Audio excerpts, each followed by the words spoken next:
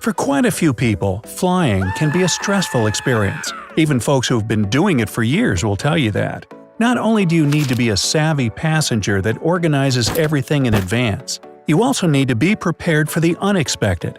Some people even follow a strict schedule in order to be one step ahead. However, this method isn't always enough. There are certain things we tend to forget. For example, are you aware of the things you should never do before flying? Filing your taxes or robbing a bank? Just kidding. Well, for those of you who have no clue what I'm talking about, here are a few pointers about what you should avoid. Number 1. Putting your documents in a small bag. Having your passport, plane ticket, and some cash in a small bag might seem like a practical idea. However, there are several issues with that. Let's assume you already have a backpack and a carry-on bag that you're taking with you on the plane. If you also have a small pouch with all of your important documents, not only is it hard to keep an eye on them, it's also very easy to lose.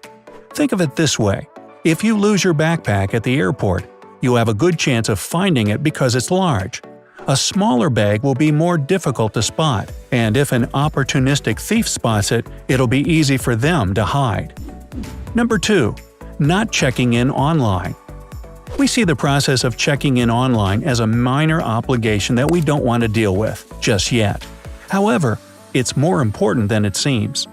It's no secret that most airlines overbook their flights, and sometimes passengers are denied boarding. But with the online check-in options, you somehow guarantee your arrival at the airport for your flight. So, the sooner you do it, the better.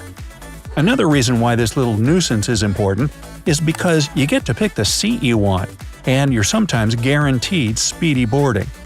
Of course, we shouldn't forget about the minimalist travelers who like to pack light. When you only have a carry-on, there's no reason for you to go through the check-in desk. So, the online check-in will allow you to go straight to the security checkpoint. It's a win-win for everyone. Number 3. Paying for overweight luggage. While we're still on the subject of carry-on and luggage, let's talk about your baggage weight. It's common for travelers to pack an overweight bag and assume they're within the weight limits. But when they put their suitcase on the check-in scale, they're in for a big shock. Then the dilemma begins: to be or not to be. Oh, sorry, not this one. To pay or get rid of. To avoid being in such an embarrassing situation, you can always weigh your luggage at home, or you can restrict yourself from packing some necessities that are already available at the airport. Let's say you packed a bottle of shampoo, shaving gel, and deodorant. Depending on their size, they might weigh up to 2.5 pounds. If you were to pay for that extra weight, you'd be charged 3 times the amount it would cost to purchase new ones. So, save yourself the trouble and start shopping. Number 4. Not looking up the seat plan. It might not seem very important for many people, but you don't want to be stuck in a confined space for several hours without even being able to stretch your legs. So, right before your long-awaited journey, make sure you check some websites that show you the secret. For example, which seats have more legroom? Which ones are closer to the exits? Which ones are away from smelly toilets? And which ones are close to a power port? Number 5. Wrapping your suitcase. Many passengers cover their suitcases in plastic wrap to add one extra layer of protection, either to stop baggage handlers from opening it or to protect it from scratches and general damage. But not only is this method bad for the environment, it's also inconvenient for the passengers themselves.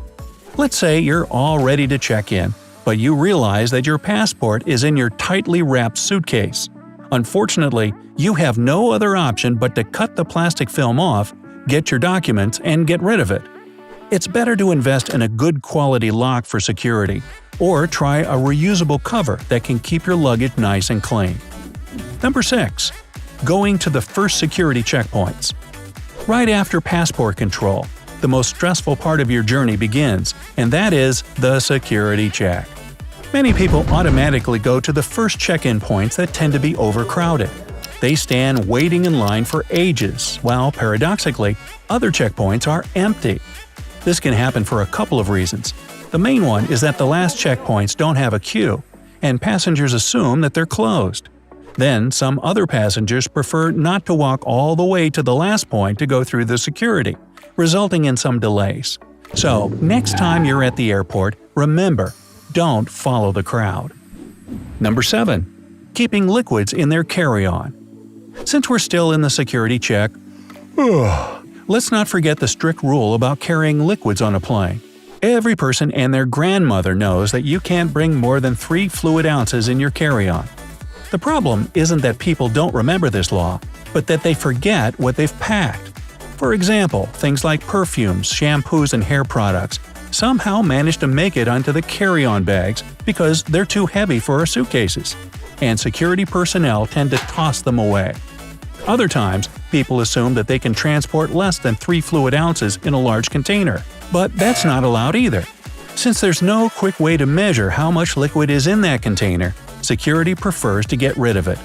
So, next time you travel, make sure you double-check the amount of liquid you're taking and place them in a transparent pack to speed up the process.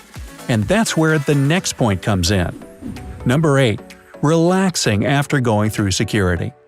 Right after that daunting security check, you can treat yourself to some gifts from duty-free. Well, this is a problem, and I'm not going to talk about consumerism. You see, most airports have ginormous duty-frees. In fact, some of them are so large that even if you have 2 hours to spare, you won't be able to go through them, so that means losing track of time.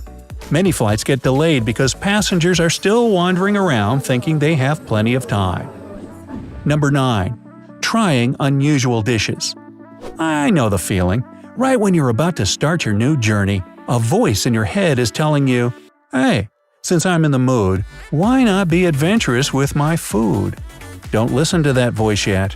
When trying a new cuisine or a new food, you don't know how your stomach will react to it, and doing that right before a flight is a huge no-no. But it doesn't end there. When you're on a plane, you're twice more likely to develop indigestion. This happens because the air pressure in the cabin falls lower than it is at sea levels, and the gas begins to expand. So, not only might you experience the discomforts of indigestion, but also feeling bloated is inevitable. The good thing is there are some foods that can help you out with that. You can try potatoes, turmeric, or, for all you fruit lovers, pineapple. Number 10. Forgetting about turbulence. Everyone responds to flying differently. For example, some people can't tolerate turbulence and it upsets their stomach. Not only that, they go through the whole flight feeling dizzy, nauseated, and unsettled. If you're one of those people, don't worry, because there are a couple of solutions for that. The best time for turbulence-sensitive passengers to fly is during the winter, in the morning or late at night. And if you're wondering why turbulence has the luxury to pick its time to shine, let's get into some science-y stuff. Turbulence is caused by air parcels, or bubbles of air. When it's warm, these air parcels rise in the air until they reach a height where the temperature is the same or cooler than the air around them. While they rise, they create pockets of air, which we all know as turbulence. So in the morning before the sun shines, and late in the evening, you're less likely to experience it on a large scale. Number 11. Ditching the antibacterial wipes. I get it, not everyone is a germaphobe, but the airport is one of the most infectious places you can be in. Even the trays you use while going through security check have more germs than a public toilet. So having some antibacterial wipes and sanitizer to protect yourself is literally life-saving. Number 12. Not thinking about jet lag. 93% of flyers experience jet lag. So the best way to avoid this is by adjusting your watch, or maybe the time on your phone, to the time of your destination. You can also prevent it by sleeping on the plane halfway through the flight and then staying awake for the rest of it. You should also remember to stay hydrated.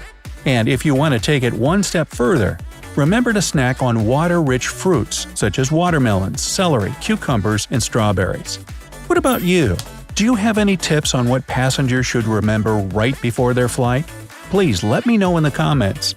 If you learned something new today, then give this video a like and share it with a friend. But hey, don't go flying off anywhere just yet. We have over 2,000 cool videos for you to check out. All you have to do is pick the left or right video, click on it, and enjoy. Stay on the bright side of life.